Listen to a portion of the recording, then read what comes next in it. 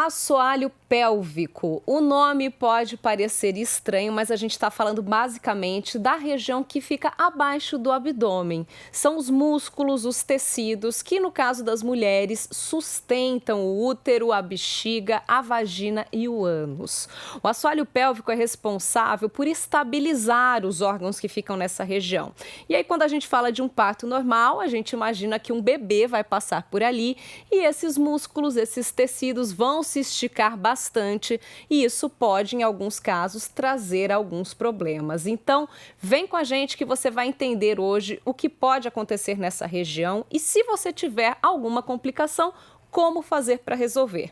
Aproveite, já se inscreva no nosso canal, compartilhe esse vídeo com quem você acha que vai se interessar e vem com a gente. Comigo aqui, Cláudia Frederici, especialista em fisioterapia aplicada à saúde da mulher pelo CAISM da Unicamp, e ela também é mestre em tocoginecologia e doutora em ciências da saúde. Muito obrigada, viu, Cláudia, pela presença. Eu que agradeço, Larissa, para mim é um prazer. Cláudia, eu dei uma breve explicação aí, né, do que é o assoalho pélvico, mas eu queria que você explicasse com mais detalhes, porque acho que a minha apresentação foi bem, né, por cima. Você, como especialista, pode falar um pouquinho pra gente, então, do que se trata, qual é a função dele, a importância dele para o organismo, principalmente da mulher, quando a gente fala numa gestação. Legal. O assoalho pélvico é como diz o nome, é um assoalho, é um chão mesmo, né? É um chão de músculos, fáscias, ligamentos, que tem algumas funções, né? A que todo mundo conhece é de sustentação, de sustentar os órgãos pélvicos, especialmente vagina, ânus, útero, né? Bexiga. Mas também o assoalho pélvico tem uma função super importante na continência, no conter, né? E não vazar xixi, não vazar fezes, né? E uma outra importância que às vezes a gente não imagina, mas é na função de esvaziar. Para fazer xixi bem, para fazer cocô bem, o assoalho pélvico também desempenha uma função super importante, né? Então, pensando na mulher, cuidar desse assoalho pélvico ao longo da vida, e é super importante, né? Isso a gente vai prevenir problemas relacionados a essas funções que às vezes as pessoas não acham que faz parte, né? O assoalho pélvico. Então, o ideal seria que a mulher, desde antes de engravidar, antes de pensar em ter alguma sobrecarga nessa região, né? Que ela já pensasse em cuidar dessa musculatura que tá ali, que é possível de ser cuidada. Como a gente cuida dela, né? Falando para as mulheres aí em geral, então, né? Não só para as que pretendem ser mães ou que já estão grávidas. Principalmente a postura, né? Me indicaram. Quando eu fiquei grávida, eu falei, nossa, a postura tem tudo a ver aí com o cuidado dessa região. Né? Na verdade, hoje, Larissa, o perfil do assoalho pélvico, da musculatura do assoalho pélvico das mulheres vem mudando. Eu acho que justamente porque as mulheres vêm mudando e cada vez com mais tarefas e tal. Então, o assoalho pélvico, antigamente, a gente sempre pensava que ele podia estar mais frouxo, mole, que precisava sempre fazer exercício e fazer contração, né? Hoje, para a gente cuidar bem do assoalho pélvico, o ideal é que essa mulher passe por uma avaliação, justamente para a gente ver, será que esse assoalho pélvico está realmente enfraquecido e precisa de exercícios de fortalecimento, ou ele precisa primeiro aprender a relaxar para depois contrair, né? Então, pensando em cuidar desse assoalho pélvico, o ideal é uma avaliação em algum momento da vida, que alguém especialista, normalmente são os fisioterapeutas, consegue identificar se há uma disfunção ou não, e se não há uma disfunção, tudo bem, vamos cuidar como a gente cuida do bíceps, do tríceps, fazendo exercício, né? Até porque é uma região que eu acho que a gente pode dizer que aciona involuntariamente, né? Muitas vezes, eu pelo menos antes de engravidar, não tinha muita consciência corporal, né? Dessa região, assim, do que fazer, como trabalhar essa região, né? E vamos falar um pouquinho do que acontece, então, durante a gravidez, né? Começando pela gestação. O que acontece no assoalho pélvico da mulher na gestação? A principal função dele vai ser essa sustentação mesmo do útero, né? Exatamente. A barriga que vai ficar grande, toda uma estrutura mexida aí, né, no organismo da mulher. Exatamente. E numa situação em que muitos hormônios estão presentes para amolecer todas as estruturas dessa região especificamente, né? Para facilitar um parto. Então, o assoalho pélvico, eu diria que ele sofre muito mais durante o período gestacional vaginal do que o parto em si. A maioria das pessoas pensam, o parto vaginal é o que vai mais impactar no assoalho pélvico. Mas não, a gestação tem um impacto muito grande justamente por isso. Esse peso crescente em cima dessas estruturas, então acaba impactando, né, nessas estruturas, especialmente nas fascias e nos ligamentos, que eu falo que é que nem uma pele de dentro, né? Então, uma vez que ela ceia, ela não se recupera mais. Diferente da musculatura, né? Se a gente consegue durante todo, de preferência antes de engravidar, mas se já no começo da gravidez, porque o ideal é que essa mulher já comece a cuidar dessa musculatura, o médico liberando e tudo mais, a partir de 12 semanas, ela pode começar um programa de treinamento muscular específico para ela, preferencialmente de uma coisa bem personalizada, de acordo com essa avaliação, para que essa musculatura se fortaleça e ela consiga manter essa estabilização desses órgãos e tudo mais, tudo numa posição ideal, para manter, inclusive, a continência que a gente falou, né, durante todo esse processo, com exercícios ao longo da gestação praticamente toda, né? É porque até se a gente parar para pensar, acaba sendo até um pouco contraditório, né? Porque ele tem que ter a força necessária para segurar e sustentar o bebê durante toda a gestação, mas na hora H tem que ter uma elasticidade para que a mulher não sofra com a temida laceração, né? A gente até já falou aqui, eu até anotei aqui o episódio 41, se você está ouvindo aí a gente, está se preparando para o parto, que é um parto normal. No episódio 41 a gente falou sobre a fisioterapia pélvica para prevenir, né, uma laceração no parto. E é por isso que a tal da episiotomia, né, que hoje já não é indicada, é tão temida hoje pelas mulheres, né, Cláudia? Porque é um corte no músculo, é isso? Exatamente. A episiotomia, ela foi surgindo aí com uma tentativa de proteção. E proteção para essa musculatura. E ao longo do tempo, e mais recentemente, os estudos científicos começaram a mostrar que ela não protege tanto assim, né? Que a natureza agindo e essa mulher com um preparo adequado, e que até fazendo um gancho do que você falou, né? A gente fortalece até o momento da gestação, para depois a gente partir para um processo de alongamentos, massagens, para a gente preparar e relaxar ao máximo essa musculatura, que está muito propícia para isso, para minimizar a chance dessas lacerações acontecerem, né? Então, a epísio veio para tentar proteger e que hoje já se mostrou que não protege verdadeiramente, que as lacerações espontâneas, muitas vezes, elas vão acontecer, na maioria das vezes, mas elas lesam muito menos a musculatura do que a episiotomia. Por isso até que... Para quem não está familiarizado aí com o tema episiotomia, acho importante a gente falar, né, que é o corte mesmo na musculatura aí no canal vaginal que os médicos fazem na hora do parto. Faziam muito lá atrás, agora tem toda essa polêmica, né? Alguns ainda indicam, mas a maioria já, os mais atualizados, como você disse, a ciência já provou, né, que pode ser um estrago maior do que correr o risco de ter uma laceração natural.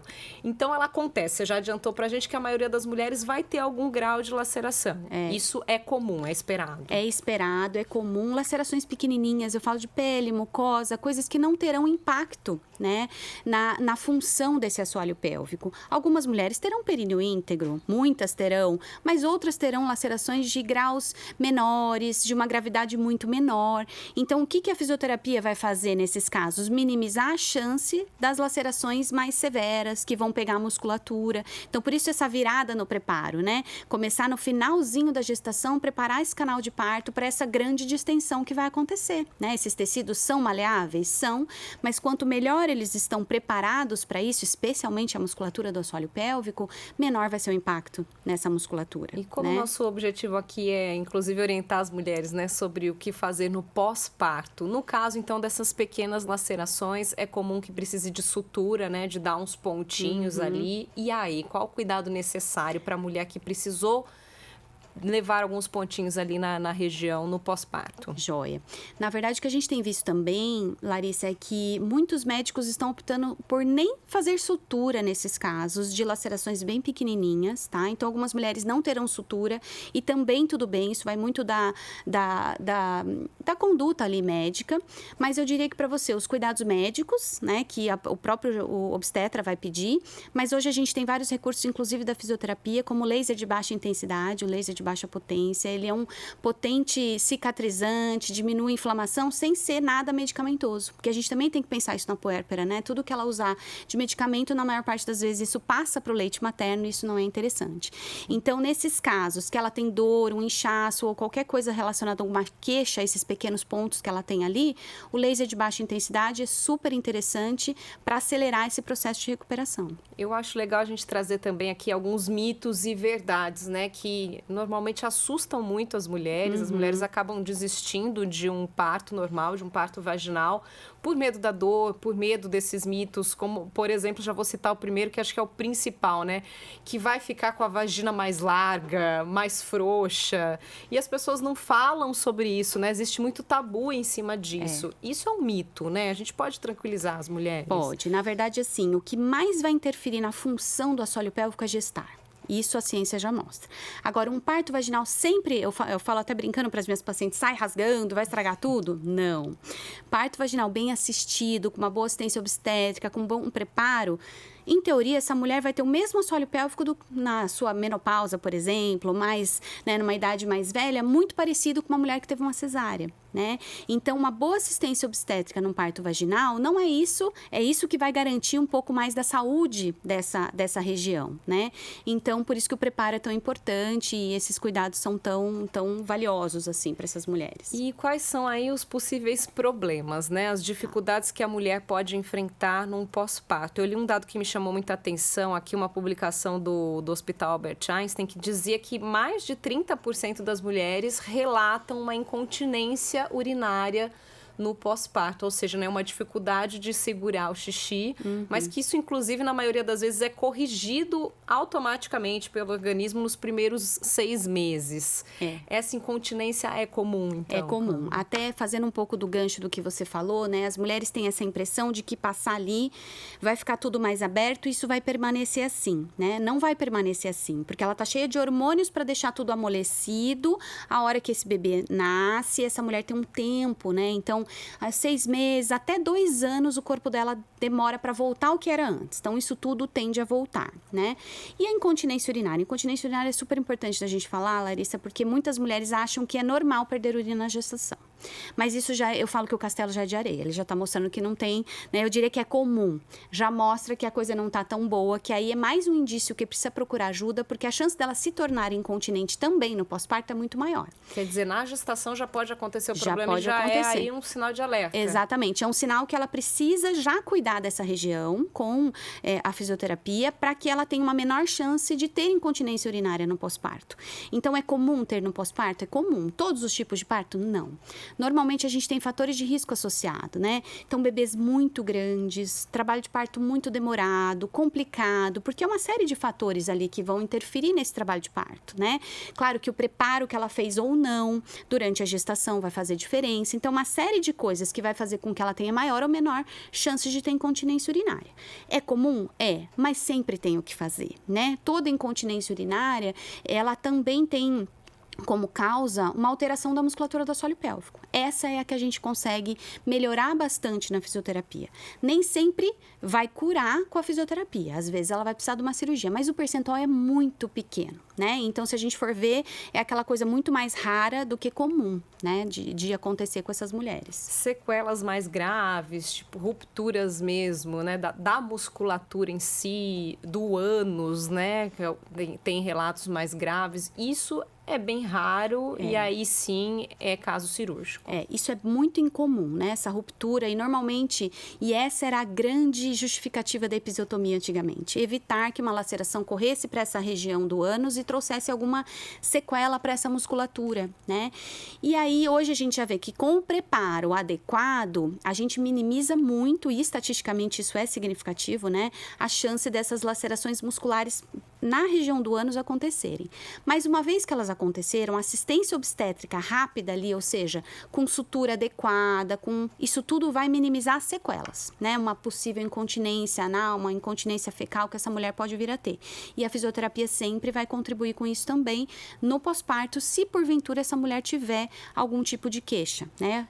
Esse impacto ao assoalho pélvico, né, até essas possíveis sequelas, isso pode variar de acordo com a idade da mulher, Cláudia? Assim, mulheres mais velhas correm risco de ter sequelas maiores, né? Ou de enfrentarem mais problemas do que as mais jovens? Olha, Larissa, quando a gente vê fator de risco, idade não é.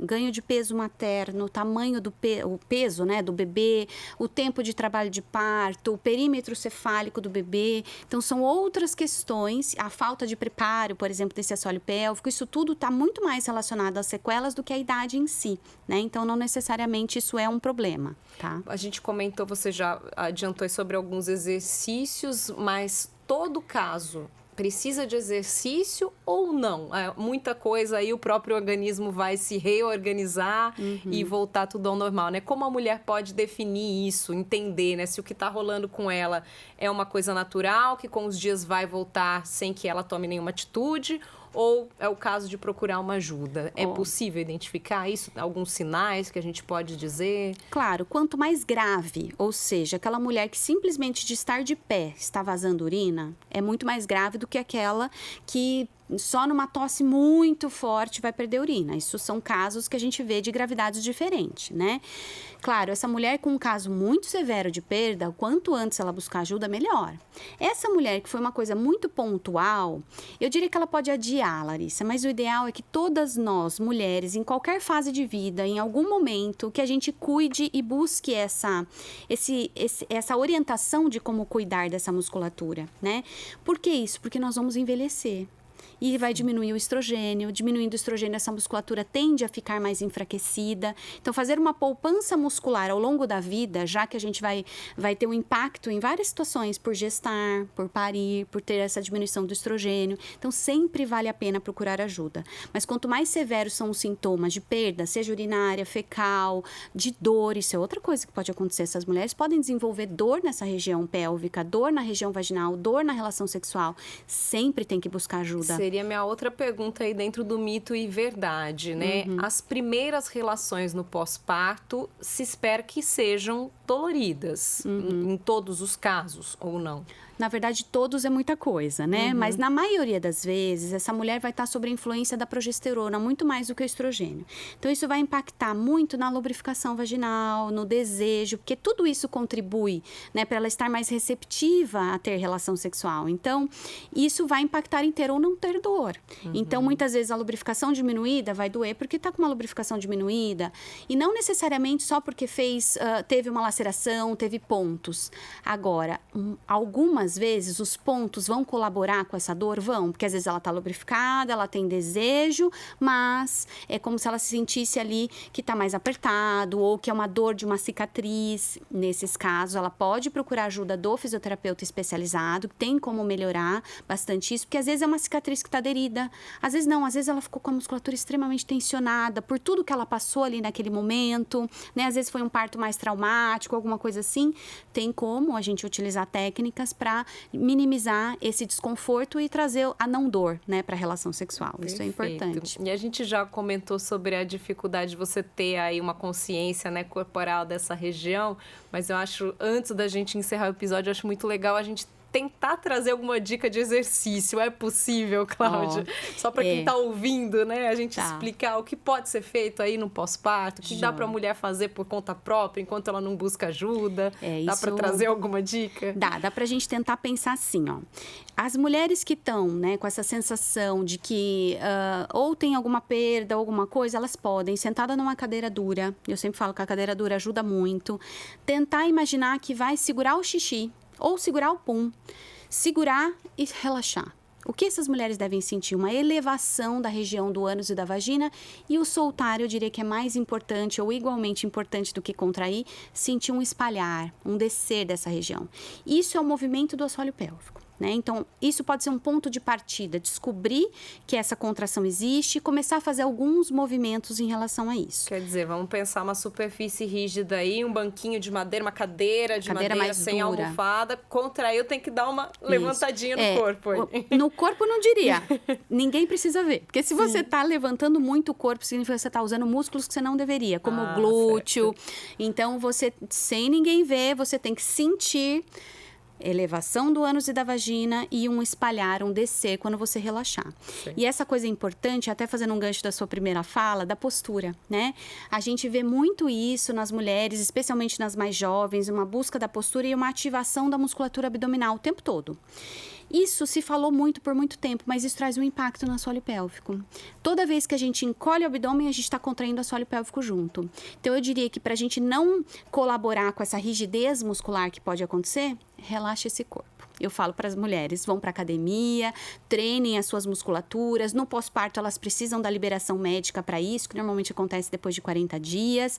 Então, ficar segurando uma musculatura não é saudável, né? A gente não faz isso com nenhuma musculatura, nem com bíceps, nem com nada. Então, a gente não pode fazer com o abdômen, porque o abdômen está sempre junto com o assoalho pélvico. Então, essa é uma dica que eu dou. Não fiquem contraindo o abdômen, vão fazer exercício na academia. Isso é importante, né? Sai de lá, corpinho relaxado, tenta ativar esse assoalho pélvico na superfície dura, lembrando dessa ativação, né, de elevação e do relaxamento e o resto do dia relaxado. Esse exercício pode ser feito no pós-parto logo imediato, os primeiros dias, ou é importante esperar um pouquinho? Olha, normalmente, assim, tudo vai depender de cada caso, né? Teve uma laceração mais importante, tá com pontos, teve um sangramento, a gente costuma pedir para esperar um pouquinho. Agora, teve um períneo íntegro, por exemplo, sem pontos, sem nada, isso até ajuda na recuperação, né? Fazer esses movimentos, porque isso melhora a circulação sanguínea local, isso vai colaborar com o retorno dessa região. Isso quantas vezes por dia? Qual é a difícil. série aí, né? Essa é a parte, né, difícil de responder. Porque assim, ó, eu digo que é a mesma coisa. Você vai pra academia, o professor não pode olhar pra você e falar assim, olha, pegue 50 quilos. Olhando pra você, ele vai fazer uma avaliação física e vai te prescrever uma quantidade de exercício. Assoalho pélvico é idêntico. Então, de cara, eu falaria, vamos fazer 10 movimentos, né? 10 movimentos para começar essa ativação. Agora, quanto essa mulher consegue ativar? Essa avaliação que eu disse no começo, ela vai mostrar quantas séries e de quantos segundos de sustentação, porque a parte mais importante do assoalho pélvico é a contração mantida, né? Então, isso é muito individual de cada uma das mulheres, de acordo com aquilo que elas estão conseguindo fazer naquele começo. O entendeu? recado mais importante, então, é buscar ajuda mesmo, ficar atento a esses sinais, né, de que tem alguma coisa aí rolando e correr atrás, né, para não deixar isso se alongar e aí o prejuízo pode ser grande, né, se a gente não procurar ajuda, né? E o prejuízo pode ser muito de qualidade de vida, né, que as mulheres já passam por tantas alterações ali nesse puerpério, é tão difícil, então elas precisam olhar para si um pouquinho ali, cuidar disso, enquanto, né, a coisa não tá tão ruim que é possível melhorar. Mas é fisiológico, né, é normal, acho que o mais importante de tudo é a gente deixar claro que não é para desestimular ninguém, né, que isso é super tranquilo. A nossa ideia aqui foi trazer as possíveis consequências, coisas que você pode encarar aí pela frente, mas que não significa que seja um problema sério. Tudo tem como ser consertado. Com né, certeza. Cláudia? E prevenido, eu diria. Que, Sim. né, quando a gente pensa nisso antes, nos exercícios, no preparo, a chance de um períneo íntegro e de ficar tudo muito parecido com o que era antes é muito grande, né? Então, eu acho que é muito fisiológico mesmo. A gente só tem que fazer esse resgate aí com as mulheres, né? Perfeito, Cláudia. Muito obrigada pelas orientações. Para mim foi um prazer. Obrigada. Até a próxima. Obrigada.